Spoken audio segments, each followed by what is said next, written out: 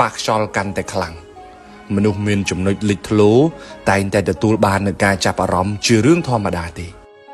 បងប្អូនចំណាំមើលខ្លួនឯងនៅពេលដែលយើងធ្លាក់ខ្លួននៅពេលដែលយើងយ៉ាប់យ៉ឺនមិនសូវមាននរណារំលឹកពីឈ្មោះយើងទេប៉ុន្តែនៅពេលដែលយើងឡើងនៅពេលដែលយើងមានឈ្មោះនៅពេលដែលយើងមានចំណូលច្រើននៅពេលដែលយើងលេចធ្លោច្បាស់ណាស់គេនឹងរំលឹកពីឈ្មោះយើងជាប្រចាំហើយពេលខ្លះនៅពីក្រោយខ្នងយើងក៏គេរំលឹកឈ្មោះយើងដែរយើងនៅតែជាយើងតែអ្វីដែលផ្លាស់ប្ដូរនោះគឺយើងទទួលបានការចាប់អារម្មណ៍ច្រើនជាងមុនពីមនុស្សនៅជុំវិញខ្លួនយើង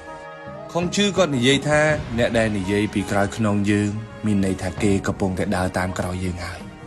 នៅលើโลกនេះមនុស្សដែលត្រូវបានគេនិយាយពីក្រោយខ្នងទាំងអស់មិនមែនសិតសឹងតែជាមនុស្សអាក្រក់ទេពេលខ្លះយើងល្អជាងគេក៏ត្រូវបានគេនិយាយមិនល្អពីយើងដែរឲ្យតែគេមិនពេញចិត្តឲ្យតែគេមិនសប្បាយចិត្តជាមួយយើងហើយវាអត់មានអីត្រូវតោមនិញជាមួយនឹងអ្នកនិយាយពីក្រោយខ្នងយើងនោះទេត្រូវចាំថាយើងធម្មតាយើងជាមនុស្សសាមញ្ញប្រហែលជាគ្មាននរណារំលឹកឈ្មោះយើងទេប៉ុន្តែប្រហែលជាយើងអាចនឹងលេចធ្លោយើងអាចនឹងធ្វើអីមួយដែលល្អប្រសើរជាងគេឲ្យគេមើលឃើញពីចំណុចរបស់យើងអានេះជារឿងដោយឡែកយើងត្រូវដឹងថាពេលវេលានៅក្នុងជីវិតរបស់យើងមានតម្លៃមែនតើ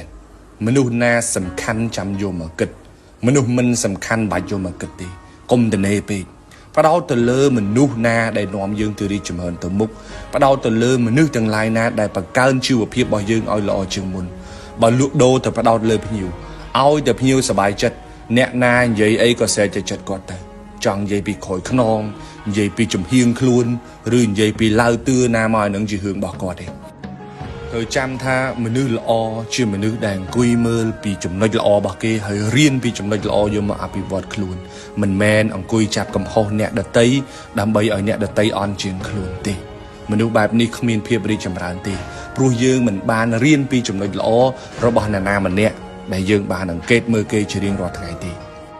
ពីថ្ងៃនេះទៅផ្ដោតលើខ្លួនឯងផ្ដោតលើជីវភាពផ្ដោតលើការអភិវឌ្ឍខ្លួនកុំខ្វល់កុំឈឺក្បាលជាមួយនឹងមនុស្សដែលនិយាយពីក្រោយខ្នងឬនិយាយពីមុខយើងអីយើងកុំខ្វល់សំខាន់បើរឿងទាំងអស់នឹងល្អ